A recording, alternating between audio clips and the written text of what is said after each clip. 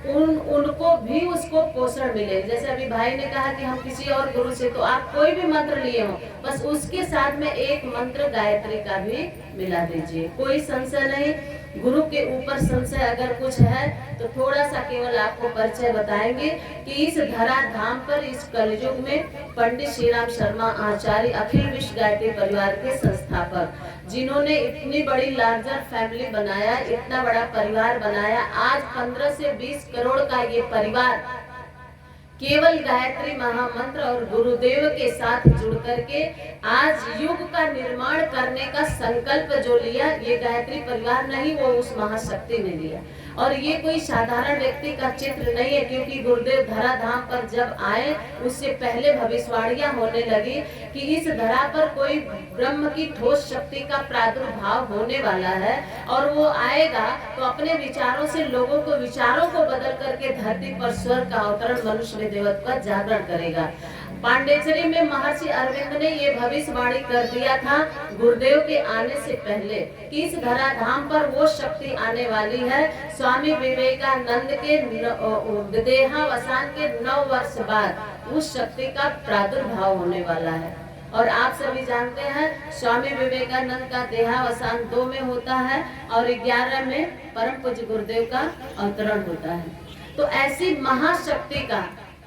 महाशक्ति का अवतरण जब धरती पर हुआ तो मात्र उसका एक कारण था, जब भगवान धरती पर आए किसी का कल्याण ही नहीं, 1 2 4 का नहीं, पूरे विश्व के कल्याण, जगत के कल्याण के लिए परम पूज्य गुरुदेव इस धरा धाम पर आए तो जगत के कल्याण के लिए। आप कहेंगे जगत का कल्याण कैसे होता है? जगत का कल्याण तब होता है जब किसी के एक मंत्र से, एक ज्ञान से पूरे जग का कल्याण हो। केवल हिंदुओं का कल्याण, केवल जो है गायत्री परिवार का कल्याण, 2 4 10 चेला जो बन जाए उनका कल्याण हो जाए, इसको जगत गुरु नहीं कहते हैं। जगत गुरु उसे कहते हैं जिसके ज्ञान से पूरे जगत का कल्याण हो।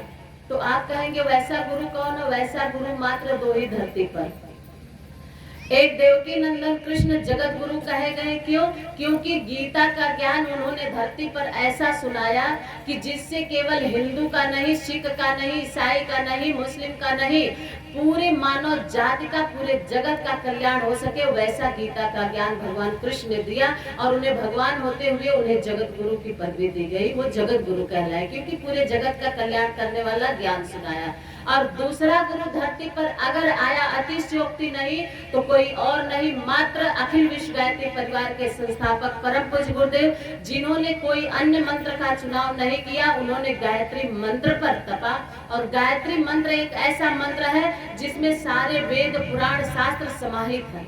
गायत्री मंत्र वेदों की जनने वाली जननी है, देवताओं को जन्म देने वाली जननी है। गायत्री माता पूरे विश्व की माता है। उस विश्व में हिंदू भी आता है, मुस्लिम भी आता है, सिख, ईसाई सब आते हैं। सबके कल्याण के लिए गायत्री मंत्र इस धरा धाम पर तपे परम पूज्य गुरुदेव, इसलिए जगत गुरु कहलाए। आप लोग किसी भी गुरु से जुड़े हों, जगत गुरु के साथ जुड़ने जा रहे हैं, परब्रह्म परमेश्वर की विशेष शक्ति के साथ जुड़ने जा रहे हैं। ये सौभाग्य है आप लोगों का और ये कृपा है भगवान